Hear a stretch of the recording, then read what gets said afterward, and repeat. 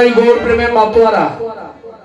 গৌর বাবনী বলছে, আমি যে বললাম সর্বাগ্রী কথাটা, প্রত্যেকটা পদ আমাদের দেহের সাথে বিচার করুন। সেই চাঁদ আমরা একদিন দেখেছিলাম, যখন সেই ঘাটে ছিলাম, ঘাট কি? যখন মাতৃ জঠরে ছিলাম। মাতৃ জঠরে থাকাকালীন যখন সপ্তম মাসের চক্ষু প্রস্ফুটিত হয়েছিল, প্রত্যেকে আমরা সেই রূপ দেখেছিলাম। যখন ভূমিষ্ঠ হয়েছিলাম, দেখবেন সন্তান যখন ভূমিষ্ঠ হয়, দুটি হাত খোলা থাকে না, দুটি হাত মুষ্টি অবস্থা থাকে।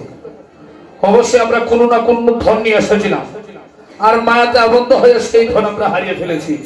একদিন কিন্তু হিসাবটা দিতে হবে। আমরা সবাই দেখেছিলাম, যে রূপ দেখেছিলাম সেই রূপ আমরা ভুলে গেছি। স্ত্রী পুত্র বার্জা কন্যা জামাতা সবাইকে পেয়ে, আত্মীয় স্বজনকে পেয়ে আমরা সেই রূপ ভুলে গেছি। আর সেই রূপ দেখে এমন একজন ভক্ত ভগবানকে ভক্তি করেছিলেন। সেই ভক্তটাকে পরীক্ষিত মহারাজ। কোন কারণে? এই যে দেখুন, নারী পুরুষ এখানে এসেছেন। পুরো দায়িত্ব হচ্ছে মায়েদের। কৃষ্ণ ভক্ত সন্তান লাভ করার দায়িত্বটা কার? মায়েদের। মায়েরা প্রতিজ্ঞা করে কৃষ্ণ ভক্ত সন্তান লাভ করতে পারবে। কিভাবে? কৃষ্ণকে ভজনা করে না, স্বামীর চরণ ভজন করে যেজন ভগবানকে ভজনা করবে, সেই মায়ের একমাত্র কৃষ্ণ ভক্ত সন্তান লাভ করতে পারবে।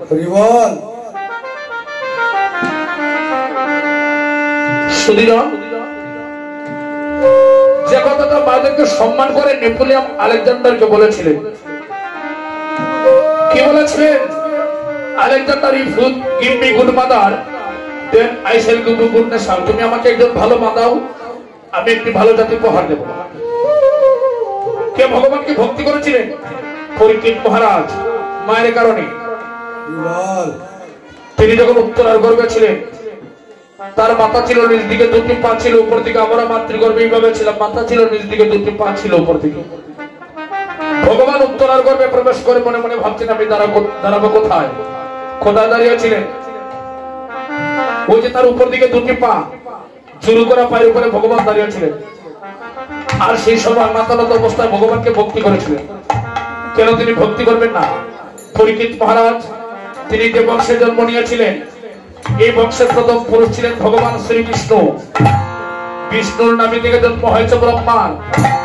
ব্রহ্মার পুত্র অত্রি, অত্রির পুত্র সোম, সোমের পুত্র বুধ, বুধের পুত্র কুরুরুমা, কুরুরুমার পুত্র আয়ুষ, আয়ুষের পুত্র নহস, নহসের পুত্র যজাতি, যজাতির পুত্র যদু, যদুর পুত্র কুরু, কুরুর পুত্র জন্মেঞ্জয়, জন্মেঞ্জয়ের পুত্র মনুষ্য, মনুষ্যের পুত্র শূদ্র, শূদ্র পুত্র চারুকল, চারুকলের পুত্র বহুরব, বহুরবের পুত্র সংজাতি, সংজাতির পুত্র অসংজাতি, অসংজাতির পুত্র রুদ্রাক্ষ, রুদ্রাক্ষর পুত্র ঋতেশু, ঋতেশুর পুত্র গোস্তিনা, গোস্তি নামের পুত্র রেবিক, রেবিকের পুত্র ঋক, ঋকের পুত্র রাবিক, রাবিকের পুত্র অজতায়ু, অজতায়ুর পুত্র অক্রুধন, অক্রুধনের পুত্র বেক্রিনী, বেক্রিনীর পুত্র সহগন, সহগনের পুত্র সমাদ্রি, সমাদ্রির পুত্র ঘুঘু, ঘুঘুর পুত্র জন্তু, চন্দুর পুত্র শরৎ, শরতের পুত্র বিদুরথ, বিদুরথের পুত্র অপূর্ববসু,